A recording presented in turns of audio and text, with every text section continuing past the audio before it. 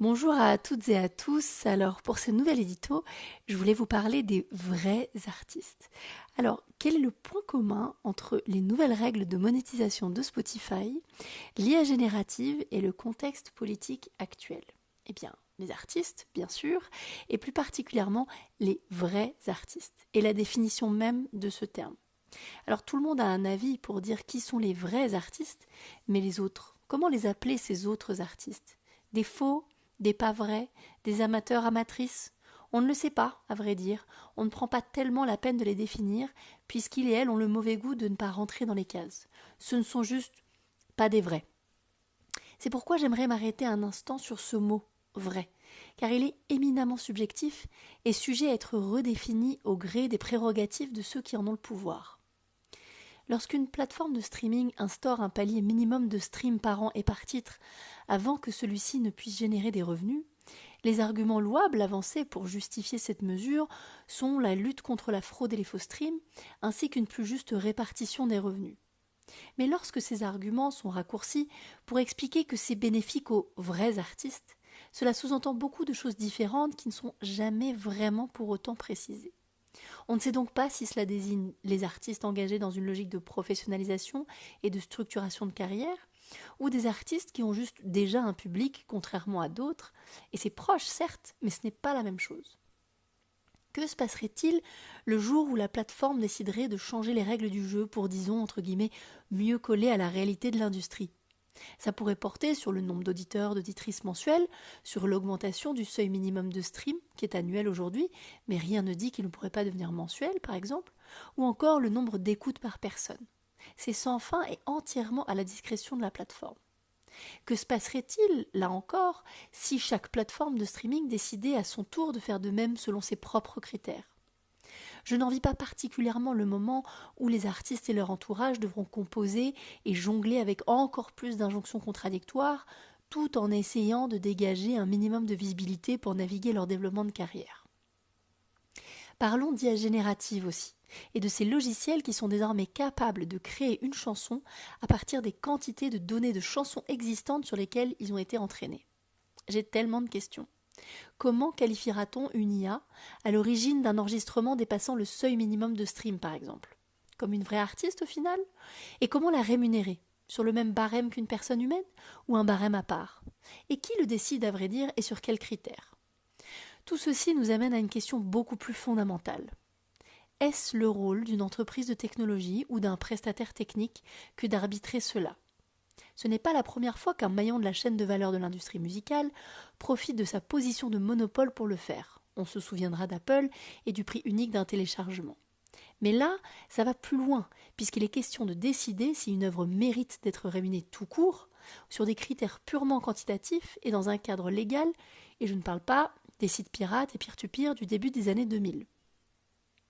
Quel acteur de la filière peut véritablement se proclamer légitime à s'exprimer sur ce point et à le décider à la place des artistes et de leur public? Quant au contexte politique actuel, il pose indirectement la même question. Qu'est-ce qu'un ou une vraie artiste? Et quel est son rôle dans la société? Une multitude d'artistes, November Ultra, Tim Dupe, Flore Benguigui, Daphné Swan et Frida, pour ne citer que ces cinq-là, se sont exprimés à ce propos pendant la récente campagne des élections législatives. Tous et toutes ont évoqué le torrent de commentaires haineux postés sous leurs publications, leur intimant de se cantonner à la musique et surtout de ne pas exprimer ni avoir clairement d'opinion politique. Or, c'est tout à fait paradoxal et contradictoire de leur demander de séparer l'artiste du ou de la citoyenne et de leur refuser le droit d'exprimer les valeurs mêmes au cœur de leur démarche artistique dès lors qu'elle prend une forme non artistique. C'est également révélateur d'un non-dit de notre rapport très français à la culture, qui n'existe pas dans les pays anglophones. La frontière entre art et divertissement est éminemment politique. Ainsi, par définition, pour que l'art soit reconnu comme tel, il doit se revendiquer politique et engagé, tandis que le divertissement, lui, est réduit à être neutre et consensuel. Et lorsque les artistes s'expriment politiquement, alors que leur communication a toujours été centrée sur la promotion de leurs projets et le partage de leur développement de carrière, leur prise de position pourtant cohérente est perçue comme une transgression par les personnes dans leur public qui n'avaient pas voulu autre chose que d'être diverties. Cette frontière a toujours été instrumentalisée par les régimes autoritaires et fascistes, en opposant les artistes aux vrais gens, encore ce mot. Assimilant de fait les artistes à des élites condescendantes, déconnectées de la réalité des classes populaires. Et c'est tout le paradoxe de cette inversion des rôles, car les artistes, à quelques exceptions près, font et ont toujours fait partie des personnes les plus précaires de la société. Mais ce qu'on leur reproche autant qu'on leur envie est d'avoir fait le choix de vivre de manière sincère et courageuse, en cohérence avec leurs valeurs humaines, artistiques et politiques. En d'autres termes, de vivre de manière vraie.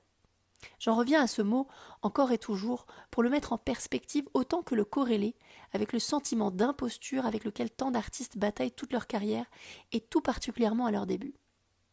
Dans une industrie où l'on demande aux artistes de communiquer pour toujours rassurer leurs fans et leurs partenaires pro de leur légitimité tant en tant que professionnels, il est facile de se convaincre que l'on n'est justement pas légitime à prendre la parole tant que l'on n'a pas démontré sa capacité à construire de grosses bases fans. Cette corrélation est pernicieuse et malsaine, et boucle la boucle en quelque sorte, mais sans réponse satisfaisante pour autant. Alors je le reconnais, cet édito pose plus de questions qu'il n'apporte de réponses. Je le conclurai donc en ne donnant qu'un seul conseil aux artistes. Bien sûr qu'il faut rester au courant des règles du jeu si changeantes de l'industrie musicale, puisqu'elles affectent directement votre capacité à trouver votre public, générer des revenus suffisants pour vivre de votre art et financer votre développement de carrière. Mais s'il vous plaît, n'indexez jamais votre valeur et votre légitimité en tant qu'artiste à des critères purement quantitatifs, arbitraires, décrétés par des acteurs outils numériques qui n'ont pas les mêmes intérêts que vous. Car vous savez mieux que quiconque pourquoi vous créez, et que créer en soi suffit pour être partagé avec le monde. Vous serez toujours légitime lorsque vous partagez ce qui vous anime, continuez donc de vous exprimer, quelle que soit la taille de votre base fan. You are enough. Merci d'avoir suivi cet épisode jusqu'au bout. N'hésitez pas à vous abonner à notre newsletter en scannant le QR code qui s'affiche à droite de l'écran ou en cliquant sur le lien dans la description. À très bientôt pour le prochain épisode.